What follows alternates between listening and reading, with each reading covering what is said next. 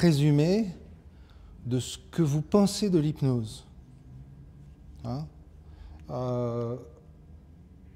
Qu'est-ce que c'est l'hypnose pour vous? Ben, ça devrait amener à ça, pour chacun de vous. Hein? Si on précisait la question, qu'est-ce que c'est l'hypnose en un mot, ou deux, allez, on va être gentil. Qu'est-ce que vous pourriez ajouter? Qu'est-ce que vous auriez envie d'ajouter? Pour vous, c'est quoi l'hypnose? Je mets juste sous silence mon truc. C'est quoi? C'est plutôt un jeu? C'est plutôt marrant? Un adjectif ou un mot? Fascinant, fascinant. Intéressant, fascinant. La fascination, d'ailleurs, était utilisée par les anciens hypnothérapeutes. Hein. Ce serait laisser s'exprimer mon subconscient. Ok. Laisser s'exprimer mon subconscient. Ouais.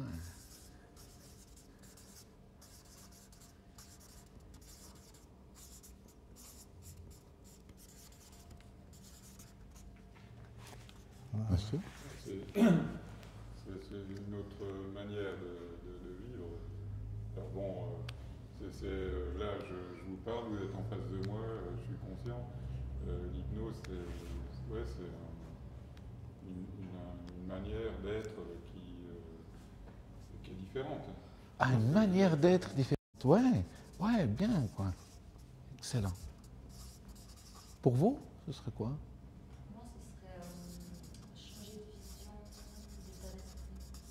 Changer de vision, d'état d'esprit. Donc une autre vision, un autre état d'esprit.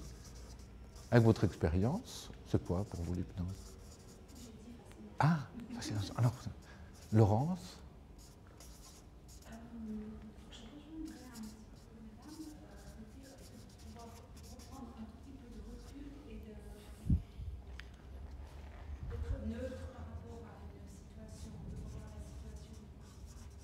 Ah.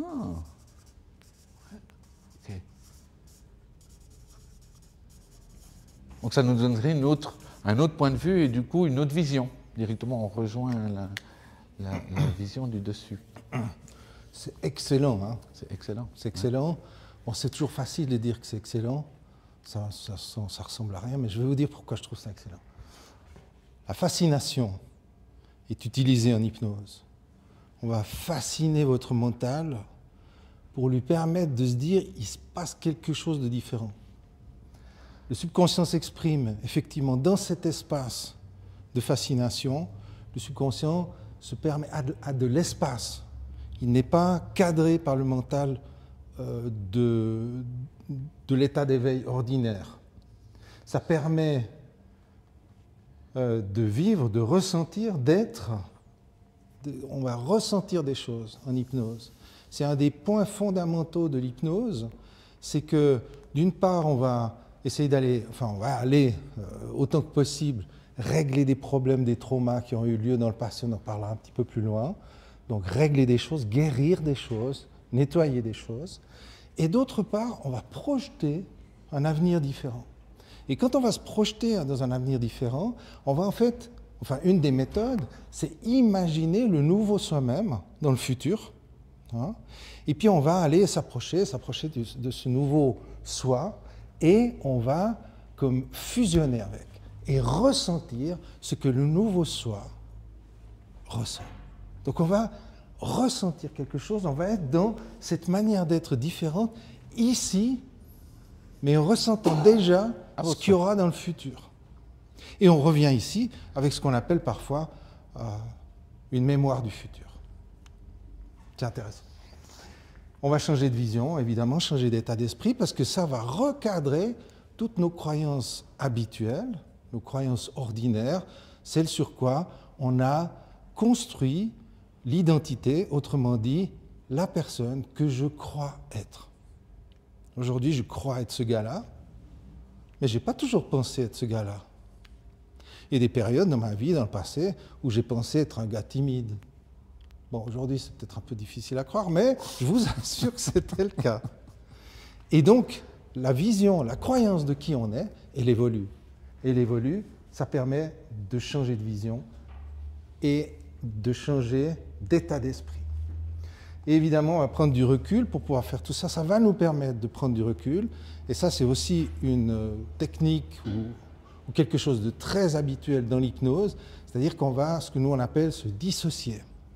On va sortir de cette identité dont je parlais il y a quelques instants, de ce personnage que je crois être, sortir de ce personnage, se dissocier du personnage pour regarder ce personnage depuis l'extérieur. Lorsque vous jugez ou vous observez ou vous contemplez, ça dépend un petit peu du cas, lorsque vous regardez une personne qui n'est pas vous, vous la regardez de manière neutre. Il y a quelqu'un qui parlait de neutralité, je ne sais plus si c'est vous ou madame, je ne sais plus. Oui, je l'ai noté ici. Donc on prend du recul, on devient neutre sur soi-même et donc on va reprendre.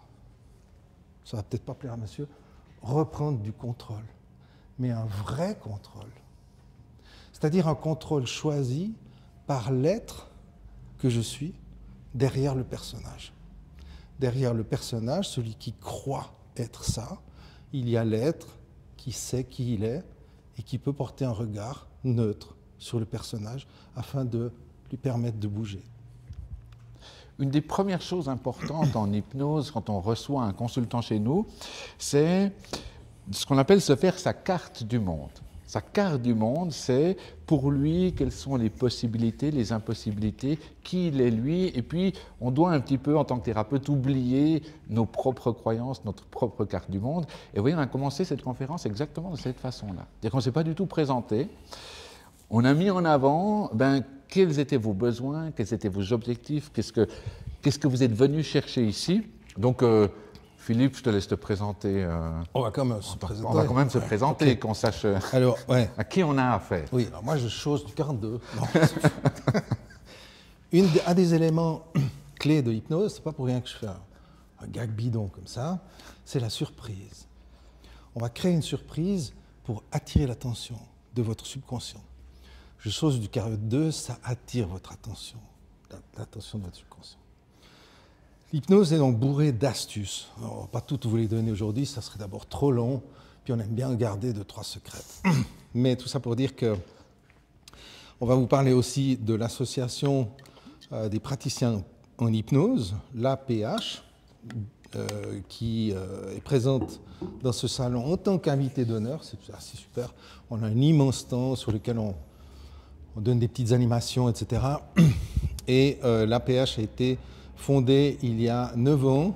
J'étais un des cofondateurs et j'ai été président de cette association jusqu'à l'année passée, moment auquel Christophe, ici présent, a repris la présidence et moi je peux un peu me reposer et faire d'autres choses. Mais tout ça pour dire que je pratique l'hypnose depuis 2011, ça commence à faire un petit bout.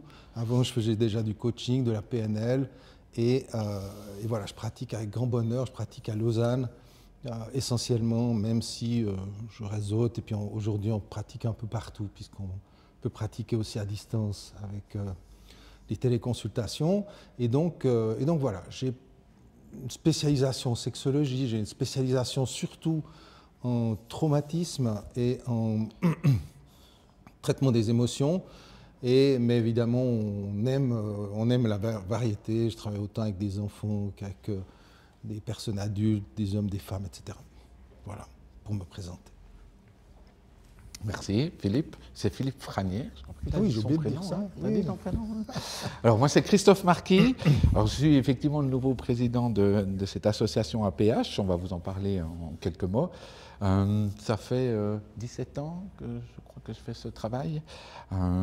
J'ai mis, je pense, 4-5 ans un peu pour répondre à votre question, avant de passer 100% en hypnose. Maintenant, je ne fais que ça, je fais des séances et je forme aussi des hypnothérapeutes. Je dirais que ma spécialité à moi, c'est l'encodage cérébral. Comment notre cerveau, il encode de l'information et du coup, comment, quand elle est mal encodée ou encodée de façon inconfortable, comment on peut la désencoder pour la réencoder de façon différente. Ça, c'est vraiment mon truc à moi. Je suis aussi un spécialiste des situations, des cas perdus, un petit peu. J'ai beaucoup de médecins, de psychologues, de psychiatres qui travaillent avec moi parce qu'il y a des situations où voilà, on ne peut plus rien faire. Et puis, on voit ça chez M. Marquis. Moi, je viens du Jura, hein, donc je suis tout en haut. Et ben, effectivement, nouveau président d'APH, APH a 9 ans, c'est une association de praticiens en hypnose, on est bientôt même maintenant plus de 100 membres. Et l'objectif de cette association, elle en a plusieurs. C'est-à-dire qu'il y a déjà un objectif orienté, on va dire un pôle public, c'est de pouvoir renseigner le public, c'est d'être une association qui est une référence dans le domaine de l'hypnose. Dans l'hypnose, aujourd'hui, il y a beaucoup de choses, il y a beaucoup de thérapeutes, et puis il y a un peu toutes sortes de choses qui sont quelquefois pas forcément c'est pas compétent, mais pas forcément très professionnel. Et on travaille pour ça, pour pouvoir renseigner le public vers quels sont les thérapeutes qui ont une formation qui soit assez assise pour pouvoir travailler sur toutes sortes de situations. On a un pôle qui est un pôle thérapeute, puisque là l'objectif c'est ces thérapeutes de continuer de les former, de leur donner la meilleure formation possible. Et on a un pôle institution, puisque l'objectif c'est d'amener l'hypnose aussi auprès des assurances maladie, de créer des partenariats avec différents partenaires et de travailler aussi avec les instituts de formation pour pouvoir améliorer encore la qualité de la formation en hypnose. Voilà, en quelques mots, est-ce que j'ai tout... Oui, ce que je rajouterais aussi, c'est qu'effectivement, on est aujourd'hui dans une... On le voit dans les salons, il y a une profusion de thérapies, de thérapeutes, d'écoles, de techniques, etc. Et c'est parfois un peu difficile de s'y retrouver. Donc, l'association est aussi un endroit où on peut valablement renseigner les gens, évidemment sur l'hypnose, parce qu'on ne va pas déborder de notre cadre de compétences, mais effectivement, en hypnose, il y a beaucoup de choses qui se passent. Et donc, on devient un peu, on peut dire, les référents aujourd'hui de l'hypnose en Suisse romande. Voilà, fin de la présentation. Fin de la présentation. Je pense que ça vous suffit. Et, on s'en va après. Et donc, si vous avez envie d'autres informations sur l'association, vous viendrez au stand 14. Voilà, on va parler maintenant d'hypnose. D'hypnose. D'hypnose et d'émotions. Alors, les émotions, ça c'est un truc que j'adore, les émotions. C'est quelque chose qu'il s'agit de bien comprendre, parce que l'émotion, c'est en fait le truc qui va coller le problème dans votre mental. S'il n'y a pas d'émotion, il n'y a pas de problème. Et s'il y a un problème, c'est qu'il y a une émotion. Alors c'est assez facile, parce que les émotions, il y en a 5. Il y en a une positive, la joie, et il y en a 4 négatives, dites négatives. Parce qu'en fait, une émotion, c'est neutre. Une émotion, c'est une information. La joie est une information. Vous vous sentez en joie. Vous ne décidez pas d'être joyeux. Ça vous attrape. Vous êtes joyeux. Parce que vous êtes dans une situation qui vous fait ressentir de la joie. On a 4 autres informations émotionnelles. C'est la peur, la colère, la tristesse et le dégoût. Ces émotions-là, ces 4 dites négatives, parce qu'elles sont, on a bien compris, pas très agréables à ressentir, ces émotions vont nous donner des informations complémentaires sur la situation qui est vécue. Vous êtes dans une situation, donc dans un contexte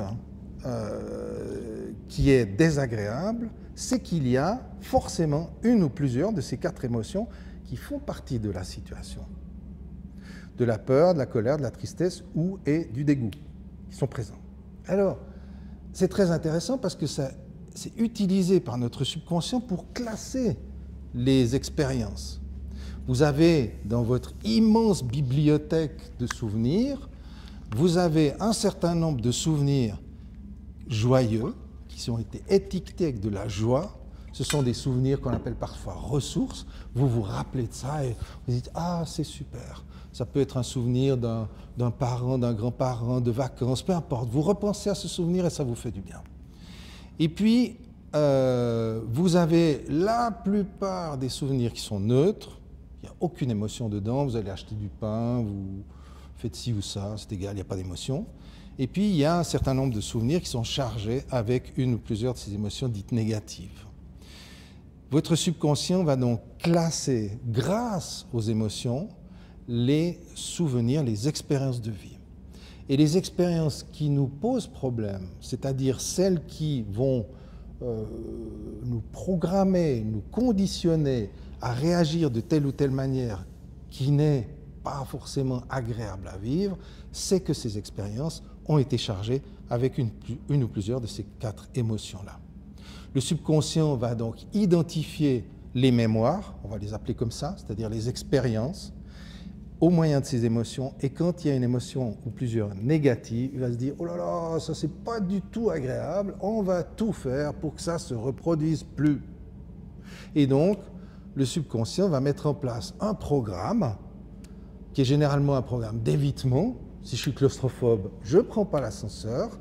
Si j'ai une mémoire où mon frère m'a enfermé dans l'armoire et puis que c'était très désagréable, eh bien, je vais devenir claustrophobe. Je la fais simple, hein, mais vous voyez le principe. Eh bien, le programme d'évitement, c'est que je ne vais pas dans les endroits exigus, je ne prends pas l'ascenseur, je prends l'escalier. Et puis, je vais tout dire parce que je suis sportif, etc. Il y a des systèmes de déni autour. Tout ça, c'est très, très efficace et ça marche très bien. Le problème, c'est quand vous devenez vraiment en souffrance par rapport à un système qui a été mis en place à un instant T pour une bonne raison, qui a été mis en place de manière très efficace pour vous protéger et qui vous poursuit aujourd'hui, qui a conditionné, qui a programmé votre identité, c'est-à-dire le personnage que vous pensez être aujourd'hui. Vous pensez être timide, vous pensez être addict à certaines choses, vous pensez être obsédé par certains trucs ou je ne sais pas quoi, vous pensez être limité, vous pensez être bête ou peu importe. Tous ces trucs qui nous limitent viennent de programmes qui ont été mis en place à un moment donné. Et ces programmes les plus profonds ont été mis en place entre 0 et 6 ans. C'est là où l'être humain se forme. Pourquoi entre 0 et 6 ans?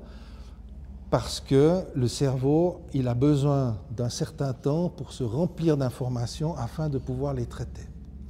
Quand vous venez au monde, vous ne savez pas que vous venez au monde parce que vous ne savez pas ce que c'est le monde, vous ne savez pas ce que c'est enfanter, vous ne savez pas ce que c'est une maman, ni rien du tout. Donc vous êtes juste en train d'expérimenter des événements sans pouvoir les traiter parce que vous n'avez aucun recul. On parlait de prendre du recul, de prendre de la hauteur, il n'y a aucun recul possible. Donc les 6 premières années, à peu près évidemment, sont consacrées à remplir le cerveau d'informations jusqu'à ce que, à l'âge de 7 ans, on parle de l'âge de raison, l'enfant sait, il comprend le monde et il sait se situer dans le monde. Et donc dans ces premières années de vie, les émotions sont très puissantes parce qu'elles ne peuvent pas être traitées. Et juste à titre d'exemple, si un petit enfant est battu, par exemple, il n'a pas suffisamment d'informations, de recul pour dire « mon père est un salaud », il va se dire « c'est mon expérience d'être battu ». Il ne sait pas quoi faire de cette expérience, il la vit juste. Hein. Et donc il va y avoir de la peur, peut-être de la colère, de la tristesse, parce qu'il se fait battre par son père ou par sa mère, peu importe. Et donc, il va emmagasiner l'émotion de manière brute et il va tout faire pour que ça ne se reproduise pas. Qu'est-ce qu'il va faire? Il va être gentil. Il va devenir hyper gentil pour essayer d'éviter ces drames. Vous comprenez le principe. On pourrait en parler pendant des heures, mais c'est pour faire vraiment rapide. Hein. Et donc, dans ces premières années, le subconscient va étiqueter les mémoires, essentiellement les mémoires négatives, parce que c'est là où il va mettre en place les programmes de protection qui vont nous courir après toute notre vie. Et je terminerai avec ça. On pourra revenir dessus avec des questions à la fin, mais on doit un peu faire court. Et donc, le subconscient va mettre en place des systèmes qui vont être très efficaces et qui ne seront remis en question que si on fait une thérapie efficace, parce que ces programmes ont été complètement oubliés. Qui se rappelle ce qu'il a vécu à l'âge de 3 ans? Personne. On ne peut pas se rappeler de ça. On peut se le rappeler en hypnose. On va faire des régressions hypnotiques pour recontacter des souvenirs complètement enfouis et libérer des émotions. Et une émotion libérée, par exemple, sur le fait je dois me taire, sinon je reçois des coups, puis qu'aujourd'hui vous êtes timide, eh ben, ça va changer votre vie de libérer ça, de guérir ça. On pourrait en parler longtemps, mais je ne sais pas si tu as envie de rebondir là-dessus. Voilà, les émotions, les 5 émotions. L'émotion de joie, on va l'utiliser pour créer des nouveautés. Les émotions négatives, on va les utiliser pour suivre le fil de où elles sont enracinées dans le passé, pour libérer ce passé, guérir. On parle parfois de l'enfant intérieur, donc on retourne dans des régressions, apporter à cet enfant intérieur les ressources ou combler les besoins qui ont été négligés à l'époque. Et on le fait de manière hypnotique, c'est-à-dire que la partie enfant va véritablement ressentir, comme si c'était dans l'instant, la transformation. Le subconscient ne fait pas la différence entre le réel et l'imaginaire. Il ne fait pas la différence non plus entre le passé, le présent et le futur. Et c'est ça qui permet à l'hypnose d'aller et venir dans le temps et d'aller réparer des choses. Je m'arrête là. Ok, on va reprendre ça et on va aller voir un petit peu, j'ai dit un mot, ce que j'adore, c'est l'encodage cérébral. Comment notre cerveau encode de l'information. La fonction de notre cerveau, c'est ça, c'est d'encoder de l'information. Exemple, voilà. Ça c'est un encodage d'information et à chaque fois que je vais faire ça, votre cerveau, il va refaire le truc, à chaque fois. C'est hors contexte, ce que je viens de faire. Est-ce que vous l'avez fait mentalement? Pas du tout. C'est-à-dire que là, vous n'étiez pas vraiment en contrôle. Votre cerveau a réagi en mode automatique à ce stimulus extérieur parce que vous avez appris à un moment dans votre vie que c'est comme ça qu'il faut réagir. On vous a dit, donne la main au monsieur, donne la main à la dame, et vous avez appris à réagir à ce stimulus. Alors, normalement, ce stimulus va rester, cette réaction va rester, elle est assez positive, mais il y a certaines situations de vie qui vont changer les choses. Exemple, début du Covid. Moi, ça fait longtemps, ça fait 15 ans que j'utilise ce geste-là pour expliquer rapidement ce que c'est qu'un automatisme. Début du Covid, je pense que ça a pris 1 semaine ou peut-être 2 semaines maximum. Je vais vers la personne, je lui fais ce geste et la personne, elle fait comme ça. Vous voyez, un geste qui a été répété pendant des années, qui est automatique, qu'on ne contrôle plus, selon certaines situations, surtout lorsque notre cerveau se met en mode survie, parce que c'est ce qui s'est passé avec cette histoire de Covid, eh bien, il va créer de nouvelles réactions. Il peut créer de nouvelles réactions de façon extrêmement rapide. En hypnose, quelquefois, ça nous permet ça, alors pas en activant les schémas de survie, mais en activant d'autres schémas pour, eh bien, amener notre cerveau à recréer de nouvelles réactions. Maintenant, imaginons, je vais prendre votre exemple. Là, aujourd'hui, vous m'avez vu. Votre cerveau, qu'est-ce qu'il a fait? Jusqu'à maintenant, il a enregistré une photographie de ma tronche, en fait. Il va la mettre dans une mémoire spécifique. La nuit prochaine, lorsque vous allez dormir, votre cerveau va réencoder les informations de la journée. C'est-à-dire qu'à un moment ou à un autre, peut-être, si émotionnellement la conférence est intéressante, votre cerveau va récupérer la photographie de ma tronche, il va aller la graver à l'arrière ici de votre cerveau dans ce qu'on appelle la zone de reconnaissance des visages, et il va créer différents liens. Alors un lien peut-être avec hypnose, Christophe Marquis, type sympa ou sale type. Ça dépendra de la relation qu'on aura. Votre cerveau va me coller une étiquette. Mais pour me coller une étiquette, oui, on est assez franc, pour me coller une étiquette, il a besoin de références. Ça veut dire quoi? Ça veut dire qu'il doit chercher dans vos mémoires les gens que vous avez rencontrés, quels sont qui ont été étiquetés type sympa, quels sont ceux qui ont été étiquetés sale type, pour pouvoir me coller cette étiquette. L'étiquette sale type, si on peut la mettre de côté, je préfère qu'on garde l'autre. Mais il fait ça tout le temps, en fait. Si je vous dis, par exemple, votre prénom, Fabienne. Si je vous dis, ah Fabienne, tu ne te rends pas compte, mais hier, j'étais à la terrasse du restaurant là-bas et j'ai bu un café avec 2 extraterrestres. Vrai ou pas vrai? Pas vrai. Quelle que soit l'information, aussi bête soit-elle, les mécanismes neurologiques sont toujours les mêmes. Premier mécanisme, scan des expériences. Votre cerveau, en mode rapide, va scanner vos expériences extraterrestres, jamais rencontrées personnellement. Donc il ne va pas trouver d'expérience. Mais lui, il a besoin d'une référence. Et du coup, qu'est-ce qu'il va faire? Il va aller chercher dans les croyances. Dossier extraterrestre égale, ça n'existe pas, égale l'autre, et il me raconte une grosse connerie. Votre cerveau, il fait tout le temps ça. Il utilise toutes vos expériences. Et s'il n'y a pas d'expérience, il va chercher dans vos croyances pour pouvoir réagir à tous les stimulus du monde extérieur. C'est-à-dire qu'il va enclencher les émotions, comme on disait avant, positives ou négatives, en lien avec toutes vos expériences passées. Ça veut dire quoi? Ça veut dire que la façon dont on réagit, dont on pense, dont on ressent les choses n'a rien à voir avec le moment présent, mais à voir avec la totalité de notre passé. Et ça, c'est une des choses qu'on fait en hypnose, puisque, comme disait Philippe, il y a une différence fondamentale, enfin, des différences fondamentales entre la part consciente et le subconscient, et une, notamment, c'est la notion du temps.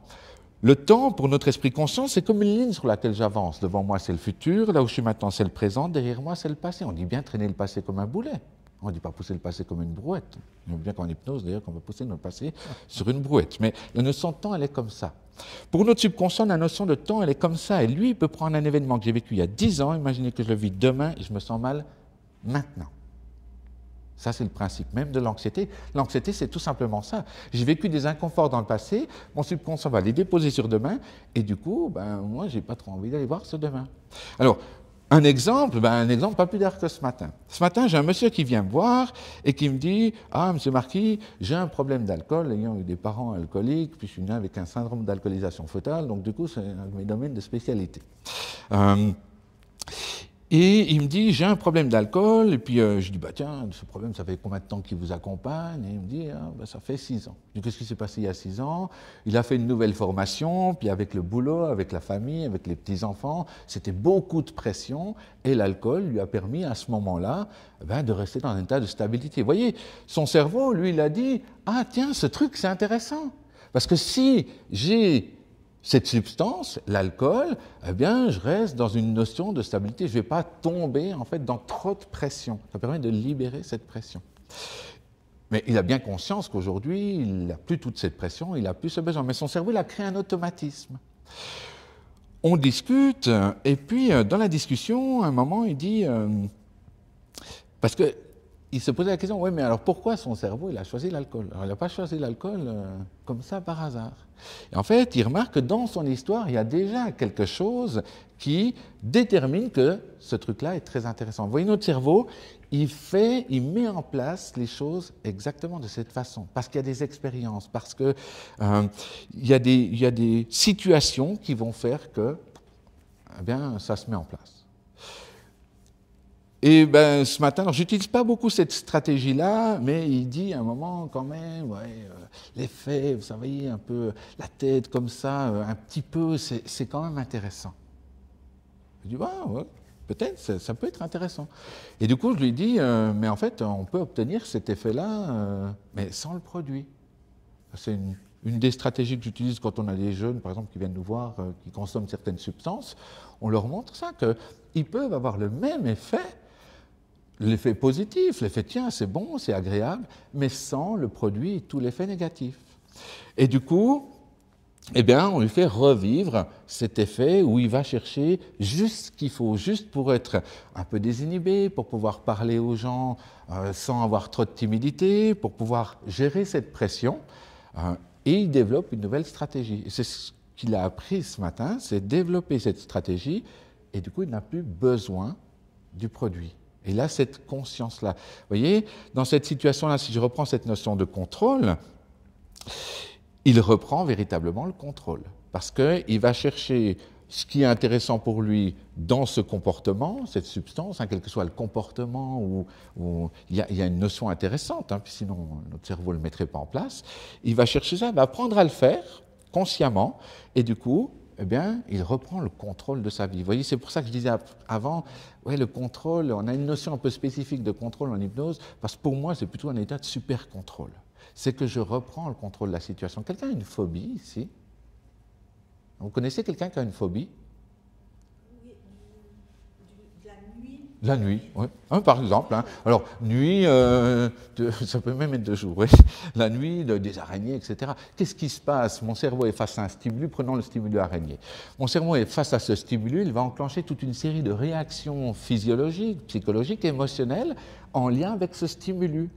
Alors, pourquoi en hypnose, on ne se pose pas vraiment la question? Nous, on cherche plutôt le comment. Mais pourquoi? Tout simplement parce que peut-être qu'il a vu que ses parents ou sa mère fonctionnent comme ça. Lorsqu'il est enfant, Hein, comme disait Philippe, on encode de l'information de façon pure, sans filtre. Je suis enfant, je vois que ma mère, face à une araignée, elle crie, elle pleure et elle appelle mon père. Donc du coup, mon cerveau, il va dire « Ah ben c'est comme ça qu'il faut réagir ». Ou alors, par rapport à une expérience désagréable, traumatique, un peu comme cette histoire où notre cerveau se met en mode survie. Du coup, on est en perte de contrôle. On est ce qu'on appelle dans un état, nous, de transe, mais qu'un état de transe négative. En hypnose, on utilise les états de transe. Moi, j'aime pas trop ce mot transe parce que je viens du Jura, puis transe, ça fait un petit peu champignon, comme ça. C'est comme ça qu'il s'appelle scientifiquement. Et en hypnose, quelquefois, on apprend à passer d'un état de transe négative à un état de transe positive. Transe négative, je ne suis pas en contrôle. Transe positive, je suis en contrôle. Vous voyez, des fois, c'est peut-être un petit peu décevant. J'espère que c'est pas trop... Peut-être qu'on peut vous savez, je dis toujours, hein, on pourrait expliquer pendant des heures ce que c'est qu'une fraise. Il n'y a qu'en la goûtant qu'on se rend compte, en fait. J'avais envie de rebondir un tout petit peu là-dessus, sur cette notion de contrôle. C'est qui contrôle. Ouais. C'est-à-dire, c'est la notion qui suis-je. Et souvent, on se prend pour sa pensée. Je crois être ma pensée. Je crois être celui qui pense. Je crois aussi être celui qui agit. Mais en fait, on a, je ne sais plus, j'ai oublié le chiffre, mais on a un nombre incroyable de pensées chaque jour, et dont les 2/3 sont toujours les mêmes. Pensées récurrentes, les obsessions, la petite voix qui dit « je suis nul, j'arriverai pas, encore un jour », etc., etc. Toutes ces voix qui sabotent, la pensée qui sabote. Alors, c'est assez curieux de croire qu'on pense. Moi, je ne sais pas vous, mais si j'étais capable de choisir mes pensées, je ne penserais surtout pas ça. Hein. Et donc, c'est assez intéressant de voir que la pensée, elle pense toute seule. Elle est une émanation, en fait. Moi, j'imagine, je vous donne mon image, hein, vous en faites ce que vous voulez, mais j'imagine que ma vie, c'est un peu comme un chaudron dans lequel il y aurait toutes mes expériences, ça fait bloup bloup, et puis ça chauffe dessous, voilà, ça fait une grosse soupe, et puis il y a la vapeur de cette soupe. Et pour moi, les pensées, c'est la vapeur de soupe de ma vie. Ça me traverse. Hein. C'est pas moi qui pense, je suis traversé par mes pensées. Alors, qui suis-je? Et ça, il y a cette fameuse phrase « je pense donc je suis », je crois que c'est Descartes qui avait dit ça, et qui a vraiment faussé la vision. D'ailleurs, il est revenu sur cette phrase par la suite, qui a faussé la vision de qui on croit être. Et il y a deux manières de se percevoir, comme je le disais tout à l'heure, se voir comme le personnage, celui qui agit, celui qui pense, ou alors il y a la manière de voir celui qui est. Hein. Bon, là on arrive avec quelque chose d'un peu plus spirituel, hein, puisque c'est quoi celui qui est? Si c'est pas ça, c'est quoi? Et quand je meurs, eh ben, la pensée s'arrête, le corps se défait, et ce qui reste quelque chose. Et ce quelque chose, cette partie, ce je suis, là on est encore une fois dans une vision un peu différente, mais je pense qu'ici on peut en parler ouvertement, dans ce genre de salon. On a quand même une partie de soi qui est la partie pure, on pourrait dire, on peut l'appeler comme on veut, et en hypnose, on parle souvent de la partie sage. Hein. Après, on peut rentrer en polémique ou pas sur c'est vrai, c'est pas vrai, etc. Les croyances religieuses et tout, ça c'est un autre discours. Mais on peut observer qu'il y a une partie de soi qui sait. Il y a une partie de soi qui a une intuition, qui a comme une sorte de clarté. Et c'est souvent cette partie, en tout cas dans mon approche de thérapeute, c'est souvent cette partie qu'on va connecter. Et pour moi, le subconscient, c'est une partie du cerveau, bien sûr, qui va jouer l'interface entre le personnage, celui que je crois être, et le je, et que le subconscient, à travers sa créativité, sa substance même, va permettre de rejoindre cette partie qui va m'inspirer. Je vais aller en hypnose à la rencontre de ce Philippe qui sait, et je vais me laisser inspirer. Alors là, on retrouve un hyper-contrôle, hein, je sais pas, après on a peut-être des manières différentes de le partager ou de le nommer, mais on est dans un vrai contrôle, c'est-à-dire qui n'est pas le contrôle de la pensée, où je crois contrôler, en fait je ne contrôle rien du tout parce que je ne peux pas contrôler mes pensées, ou alors un contrôle de l'être. Et pour moi, la plus grande liberté, c'est la faculté de choisir ses pensées. Ça, c'est la vraie liberté. Et pour ça, ça demande du recul, de se connecter à quelque chose d'un peu plus haut que soi. Mais comme tu disais... Peut-être encore une toute petite Oui, chose par rapport sûr. à cette notion de contrôle, parce qu'on a une vision, c'est comme le lâcher-prise, hein, on a une vision spécifique du lâcher-prise. Le lâcher-prise, pour moi, c'est la pointe de la pyramide du contrôle. C'est-à-dire quoi? Ça veut dire que lorsque tout est sous contrôle, à ce moment-là, je vais pouvoir lâcher prise. Mais tant que tout n'est pas sous contrôle, je ne peux pas lâcher prise. Ça fait partie de mes croyances. Par exemple, prenons la situation de sommeil. Quelqu'un qui a une problématique de sommeil, souvent, quand on pose la question, mais qu'est-ce qui se passe? La personne va dire, oui, je veux dormir. Et cette partie ici qui contrôle, elle veut dormir. Et ça, c'est la porte ouverte à l'insomnie. Parce que cette partie ici n'a pas de capacité pour aller dans le sommeil. Donc du coup, comme cette partie, si elle veut contrôler, on va lui dire, bon, ok, à cette partie, ce qu'elle va vouloir, c'est arrêter de vouloir dormir et vouloir entrer dans l'état hypnotique. Puisqu'un état hypnotique, c'est un état entre l'état d'éveil dans lequel on est maintenant et un état de sommeil. Et du coup, très rapidement, la personne, elle va pouvoir dormir parce qu'elle arrête d'essayer avec cette partie ici. D'ailleurs, quand vous essayez quelque chose, forcément, vous n'y arrivez pas. Au moment où vous y arrivez, c'est que vous avez arrêté d'essayer. Vous l'avez fait. Et il y avait, je crois que c'était Georges Clemenceau qui disait une phrase que j'adore, le seul moyen d'échouer, c'est d'arrêter avant de réussir. D'abandonner avant de réussir, voilà. Le seul moyen d'échouer, c'est d'abandonner avant de réussir.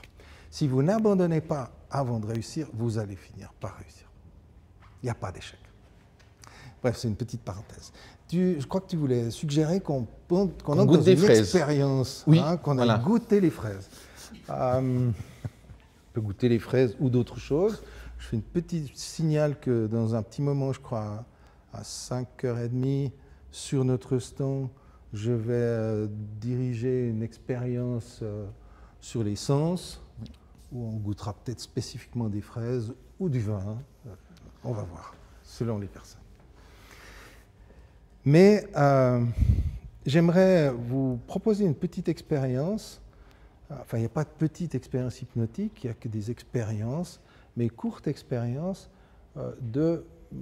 d'encodage mental, pour rejoindre Christophe. Et j'aimerais que vous pensiez, si vous le voulez bien, à quelque chose que vous aimeriez changer dans votre vie. Alors, tant qu'à faire, prenez un gros truc, hein, au cas où ça marche. Hein.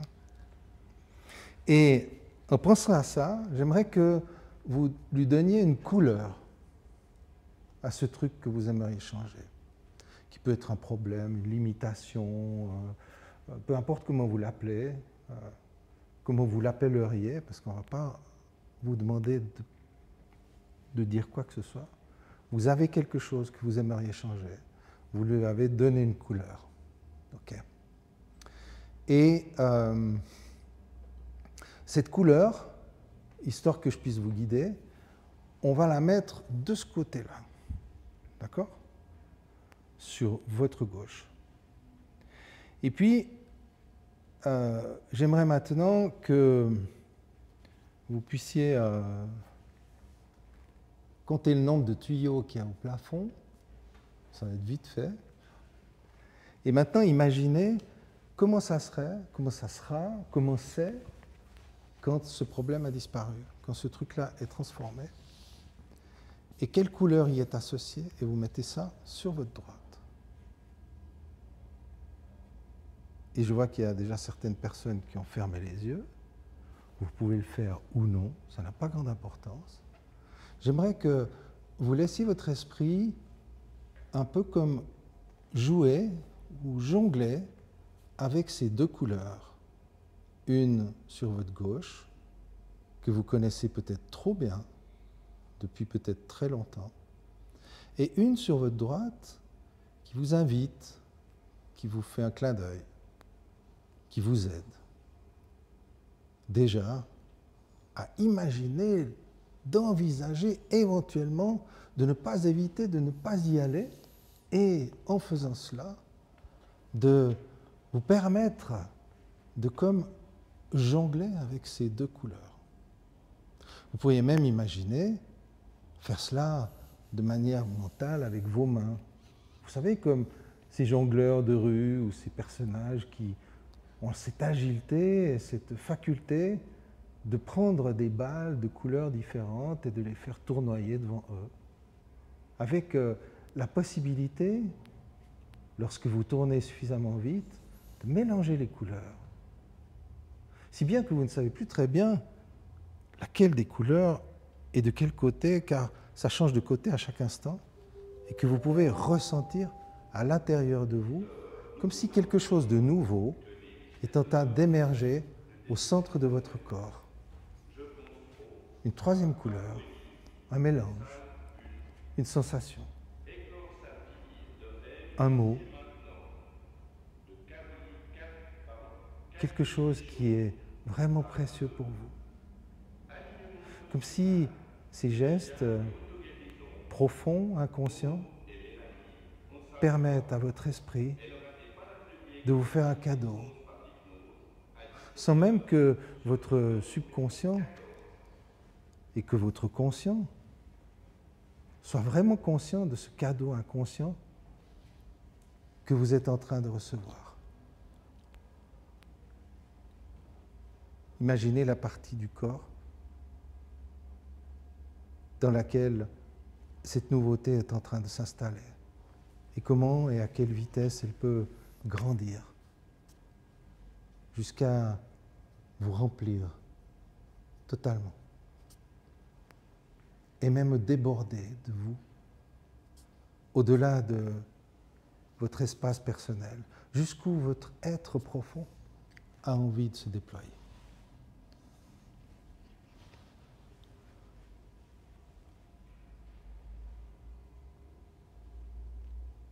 Et lorsque votre subconscient en a fini avec ce qu'il vient de faire pour vous, il va trouver un moyen spécifique, adapté à votre esprit,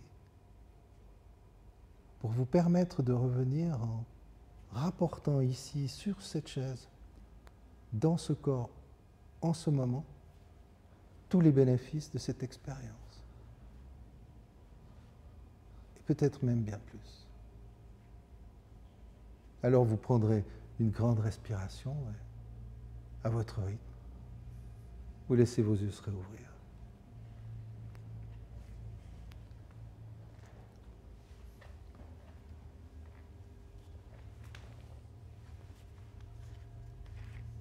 Bien.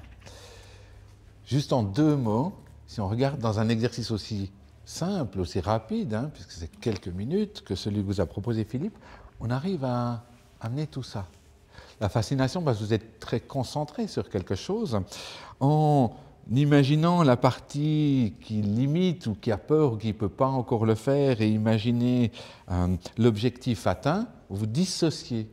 C'est-à-dire que vous prenez du recul par rapport à une difficulté ou une possibilité. Donc vous devenez dans un esprit de neutralité. Et vous pouvez commencer de jouer avec ça, c'est-à-dire d'activer le subconscient, de le laisser s'exprimer, puisque la partie créative de notre esprit, c'est vraiment cette partie subconsciente. C'est une manière complètement différente d'observer les choses parce qu'on n'est plus dans cette notion logique en fait. Oui, c'est limite, ça me fait peur, oui, je ne peux pas encore le faire, oui, j'ai encore pas ça. On se libère de beaucoup de croyances parce qu'on le fait de façon complètement différente. Je crois qu'il avait un seul doigt ou il avait deux doigts? Un doigt, il reste un une doigt. minute. Donc il n'avait qu'un doigt de lever. Donc du coup, est-ce que vous avez des questions déjà jusque-là? Après, vous pouvez nous retrouver sur le stand. Si vous voulez continuer ce travail et puis aller un petit peu plus loin, venez nous voir et puis on le fait en direct sur le stand. Mais est-ce que vous avez des questions?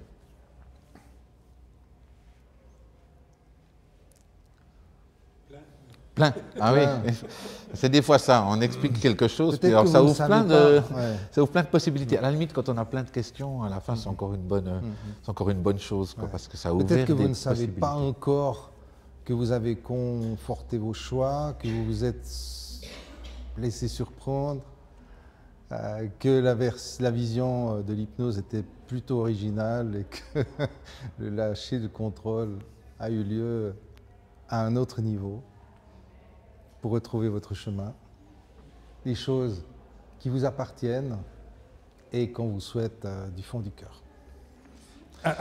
Merci beaucoup à Merci vous de pour votre votre attention. Et puis,